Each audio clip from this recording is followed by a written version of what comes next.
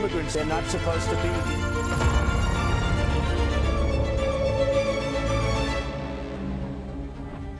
Lorenzo Salgado Araujo salió de casa muy temprano para trabajar y nunca más regresó. Como millones de migrantes, madrugó para ganarse la vida, para sostener a su familia y para seguir construyendo el país en el que vivió durante décadas. Pero su jornada terminó bajo las balas de un agente del ICE. Durante años, Donald Trump ha construido su narrativa señalando a los migrantes como enemigos. Los ha llamado criminales, invasores, amenazas.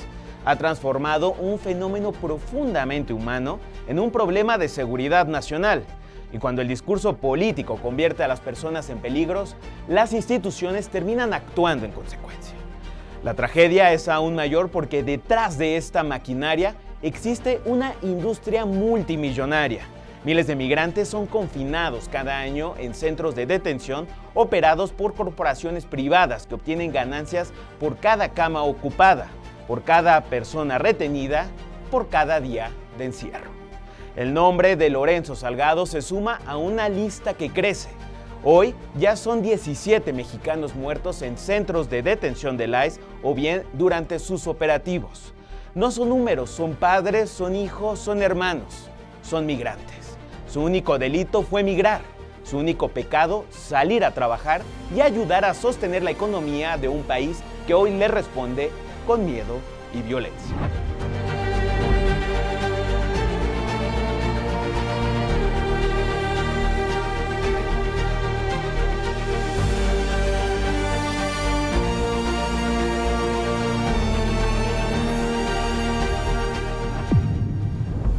I am calling for a full investigation into the events that transpired yesterday, July 7th.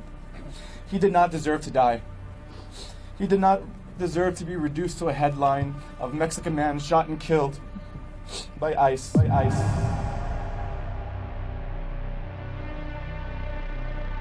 Lorenzo Salgado Araujo, mexicano trabajador de la construcción y con poco más de 3 décadas en Estados Unidos, se dirigía a su lugar de trabajo la mañana de este martes y nunca regresó a casa. El hecho ocurrió la mañana de este 7 de julio, alrededor de las 6:50, en la calle Canal del Barrio, Magnolia Park, una de las zonas conocidas por su población hispana más antiguas de Houston. De acuerdo con el Departamento de Seguridad Nacional, agentes del ICE intentaron detener el vehículo de Salgado Araujo durante un operativo migratorio, pero aseguraron que el mexicano evadió el arresto, desobedeció órdenes, embistió el vehículo oficial y usó su camioneta como supuesta arma para intentar atropellar a un agente, por lo que uno de ellos disparó. Salgado fue trasladado a un hospital, donde lamentablemente moriría a causa de las heridas. Durante casi 35 años, hizo de Estados Unidos su hogar. Era padre de familia, esposo y migrante, que así como millones de mexicanos, su rutina comenzaba antes del amanecer. Salía cada mañana a trabajar en su negocio de construcción y a recoger a sus compañeros en Houston. Part of his dream was to build a house for himself and his family, just like the hundreds he had built for himself over his career. One that he could call home. My dad, because he had been in the process of getting a work permit, he knew what to do in case he was stopped by ICE. El caso reabre las sospechas sobre un patrón ya denunciado por organizaciones latinas. El ICE dispara, después alega que la persona intentó arrollar a sus agentes y presenta la muerte como defensa propia. Así, ocurrió también con Renee Good, una ciudadana estadounidense baleada en la cabeza en enero en Minneapolis, después de que el DHS afirmara que había intentado atropellar a un agente, una versión que fue cuestionada por testigos y autoridades locales. You're criminals! You're criminals! Sin embargo, la presunta versión oficial del caso de Lorenzo también fue puesta en duda. Vecinos del barrio aseguraron que vieron a varios hombres en el suelo y que uno de ellos gritaba que lo estaban matando. Videos difundidos en redes sociales mostraron que Salgado se encontraba sometido junto a una camioneta blanca, una imagen que no permitía confirmar la supuesta embestida señalada por el ICE. Contrario a la máxima del ICE sobre la detención de lo peor, Lorenzo Salgado no tenía antecedentes penales, sumando con él 17 mexicanos fallecidos en hechos vinculados al ICE desde el regreso de Donald Trump a la Casa Blanca. El congresista Christian D. Menifee también exigió justicia al advertir que Houston es una ciudad construida por migrantes y que las comunidades indocumentadas no deben vivir entre el miedo, la intimidación y la fuerza letal. A estas reacciones se sumaron LULAC y la congresista Silvia García, quienes pidieron una investigación independiente, transparente y con toda la evidencia preservada. Mientras el DHS y el FBI investigan el caso desde la versión de una posible agresión a un agente federal, la familia de Lorenzo y la comunidad de Magnolia Park exigen que la muerte no quede reducida a otro simple comunicado oficial.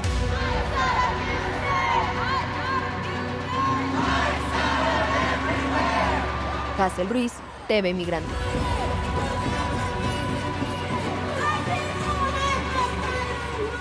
Y justamente para hablar de esto me da muchísimo gusto enlazarme con Víctor Gómez, sobrino de Lorenzo Salgado. ¿Qué tal? Bienvenido, Víctor, a TV Migrante Informa. Muchísimas gracias. Gracias por la invitación, por la oportunidad de estar por acá. Víctor, me gustaría arrancar la charla preguntándote de qué manera ustedes se enteraron de este trágico suceso y también cuéntanos un poco de la vida de Lorenzo. Bueno, creo que lo más duro de esta situación es que nos enteramos prácticamente de la misma manera en que se enteró el resto de las personas. Rolando lo dijo muy claramente en la conferencia de prensa que mencionó el día de ayer, en donde tras haberse enterado que había una redada en la calle Canal, muy cerca de su casa, pues sabía que era la ruta de su papá y se dirigió a la zona, estaba cerca y fue, pero no tuvo oportunidad, no se le permitió, más que no tuvo oportunidad, no se le permitió que pudiera identificar a su papá, al señor Salgado en ese momento, porque las autoridades lo estaban deteniendo. Se tuvo que enterar finalmente a través de redes sociales, a través de videos y por mensajes de organizaciones civiles. Entonces, prácticamente nos enteramos de manera simultánea, por así decirlo, y pues por el rebote mediático. Mira, aquí la realidad, y voy a ser completamente franco, yo voy apenas a cumplir 30 años y Lorenzo tenía más de 35 años viviendo en Estados Unidos en una situación irregular. Entonces, con sinceridad, no había habido un acercamiento tan íntimo, porque precisamente no venía a México. Se fue a los 17 años, él era originario de una comunidad al sur del Estado de México que se llama Tlatlaya, y desde sus 17 años se fue junto con sus hermanos a trabajar a Estados Unidos, y durante esos 35 años no se metió en problemas, levantó su casa, se hizo de su patrimonio, sus hijos fueron a la universidad, nacieron allá sus hijos. Es decir, así como lo decíamos en otros espacios, y que creo que ese es el mensaje más fuerte que queremos comunicar, es todas las personas que vivimos en México, me atrevo a decirlo, tenemos un familiar, un amigo, un conocido, un tío que vive en Estados Unidos, ya sea de manera regular o irregular. El último dato que tengo son más de 12 millones de mexicanos los que viven en Estados Unidos en distintas condiciones, y más de 30 millones de personas latinoamericanas. Entonces, el mensaje en este caso es un mensaje de justicia, pero es un mensaje de justicia que no, así como bien lo mencionó Rolando, es una búsqueda de justicia por su papá, pero también es una búsqueda de justicia por todos y todas las personas que están siendo detenidas en este momento. Que así como se dio también a conocer en la conferencia de prensa, pues Lorenzo no viajaba solo, iba en su camioneta con su cuadrilla, con sus otros 3 compañeros que en este momento se encuentran todavía detenidos en las instalaciones de ICE. Entonces, pues sabemos, en función de esta terrible noticia que también ha dado a relucir, pues que otras 17 personas han sido asesinadas en este contexto en estas últimas semanas, meses, ya sea en detenciones o ya en las cárceles propiamente de ICE.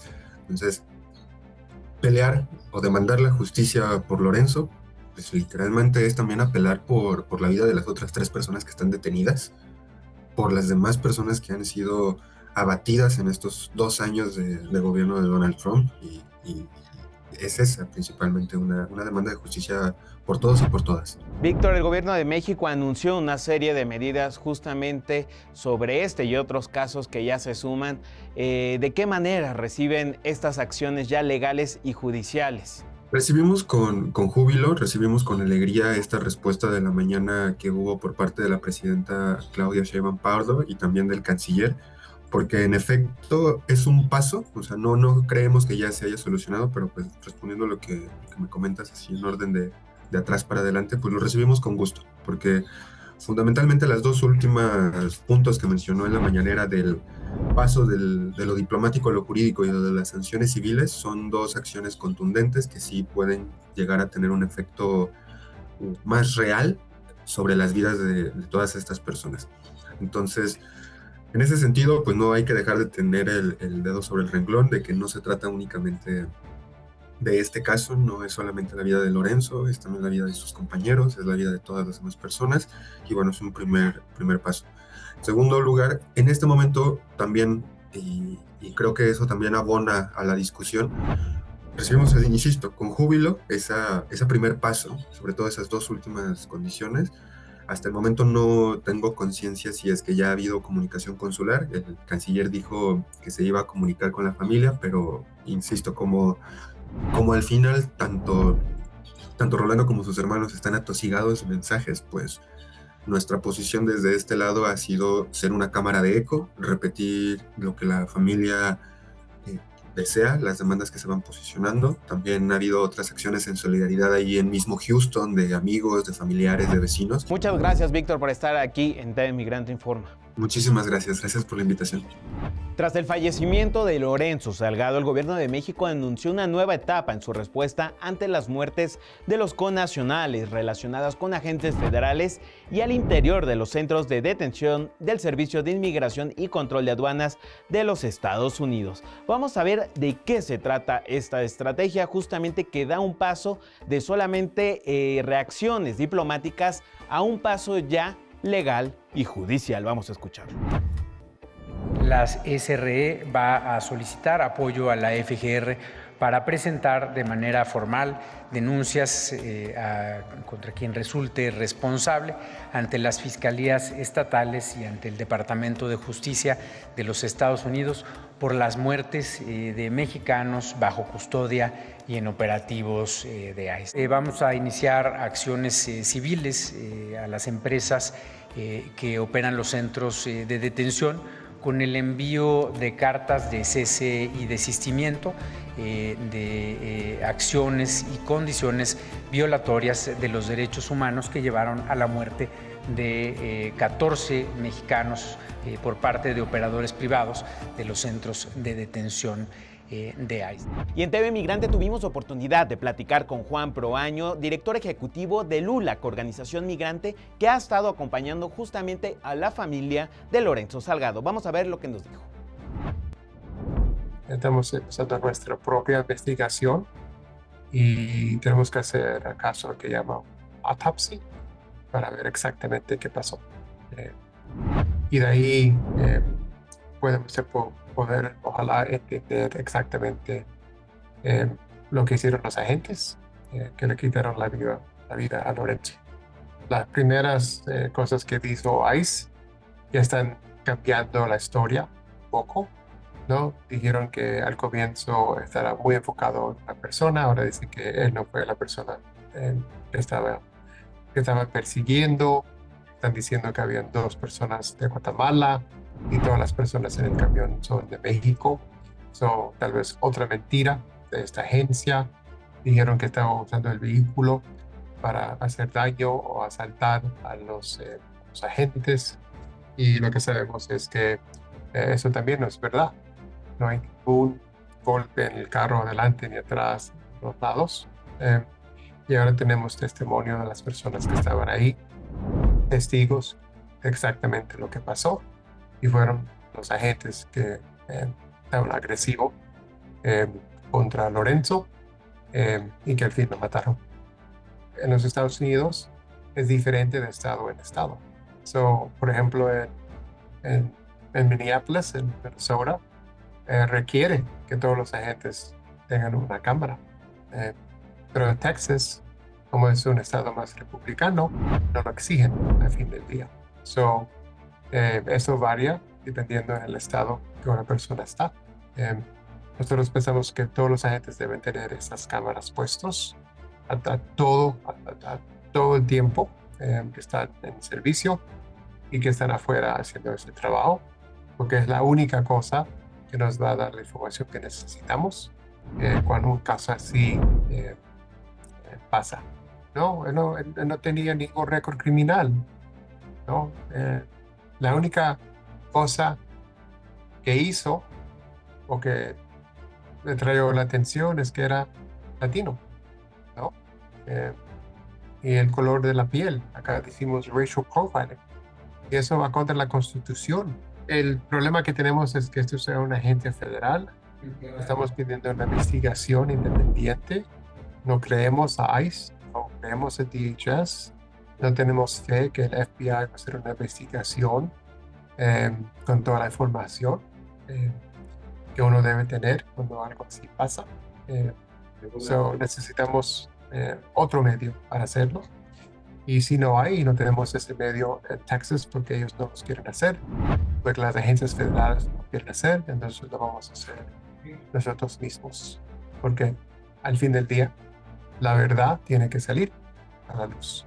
Bueno, LULAC es una organización enfocada en los derechos civiles de latinos y me da mucha pena que nos encontramos una vez más en una posición donde un latino, una buena persona, una persona de fe, una persona de familia, ha perdido su vida.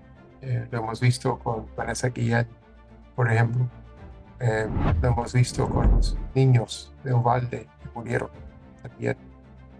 En El Paso, cuando el señor fue al Walmart y disparó mexicanos, americanos, latinoamericanos igual.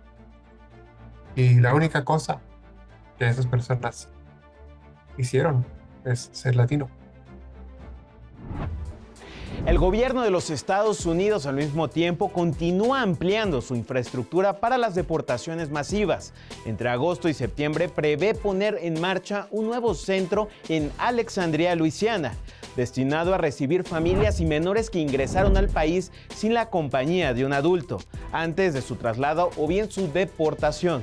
El espacio funcionará en una antigua base militar cercana al aeropuerto de Alexandria, uno de los principales puntos de salida de vuelos de deportación. Aunque el ICE lo define como una instalación de tránsito, organizaciones defensoras de migrantes advierten que los retenidos podrían permanecer más tiempo del previsto. A esta expansión se suma la compra de 2 centros de detención en California, para la cual el Departamento de Seguridad Nacional destinó $1.500 millones. El Departamento de Seguridad Nacional también aseguró que la adquisición supuestamente fortalece la capacidad del ICE en California, donde ha enfrentado restricciones para mantener a personas bajo custodia. Un análisis de la cadena CBS reveló que al menos 15 de los 45 centros de detención del Servicio de Inmigración y Control de Aduanas de los Estados Unidos, con capacidad para más de 500 personas, no han sido inspeccionados en el último año. Esto pese a diversas denuncias de diversas irregularidades. La revisión también identificó 5 instalaciones sin registro alguno de inspecciones y señaló que el centro conocido como Alligator Alcatraz en Florida no fue evaluado por el ICE debido a su cierre a finales de junio. Entre los casos destaca el Florence Correctional Center de Arizona, inspeccionado por última vez en diciembre de 2024, así como el Golden State Annex en California, que no ha sido revisado desde enero de 2025 a pesar de las diversas denuncias de negligencia presentadas por personas detenidas. Y ahora la inteligencia artificial incluso llega a las detenciones. Según un informe elaborado por organizaciones especializadas en políticas migratorias, derechos civiles y tecnologías de vigilancia, el Servicio de Inmigración y Control de Aduanas ha ampliado el uso de la inteligencia artificial, análisis de datos y sistemas digitales para identificar, rastrear y así facilitar las detenciones de migrantes. El estudio señala que estas herramientas permiten al ICE reunir información de distintos entornos digitales y así agilizar los procesos de identificación utilizados en las investigaciones migratorias. Además, advierte que la agencia también ha incorporado el uso de reconocimiento facial, bases de datos comerciales y otros sistemas de vigilancia para recolectar y analizar grandes volúmenes de información personal.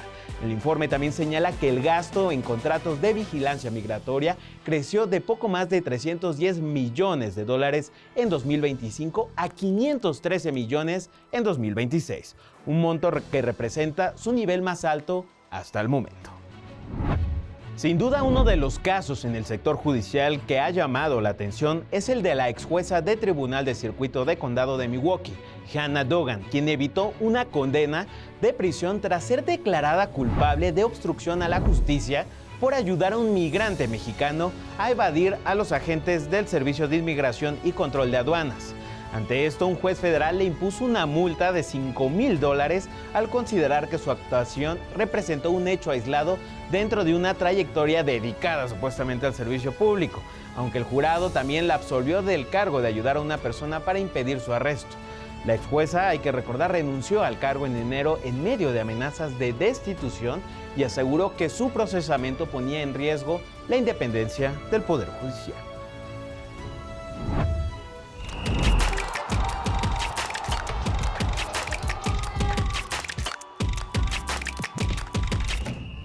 Lo que debería ser una celebración de encuentro y diversidad por la pasión del fútbol se ha visto ensombrecido por una ola de racismo que persiste en las gradas de algunos de los estadios que actualmente albergan la Copa del Mundo. La FIFA asegura estar combatiendo este tipo de violencia en el torneo. Sin embargo, las denuncias dentro y fuera de la cancha crecen contra la parcialidad de sus dirigentes. Vamos a ver.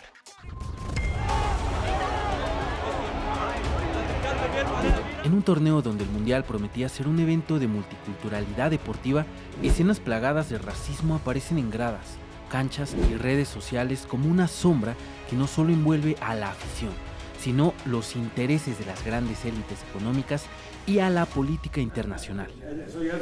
En días recientes, una aficionada argentina agredió al streamer estadounidense Darren Jason Watkins, iShowSpeed, durante el encuentro entre la albiceleste y Cabo Verde el pasado 3 de julio en Miami.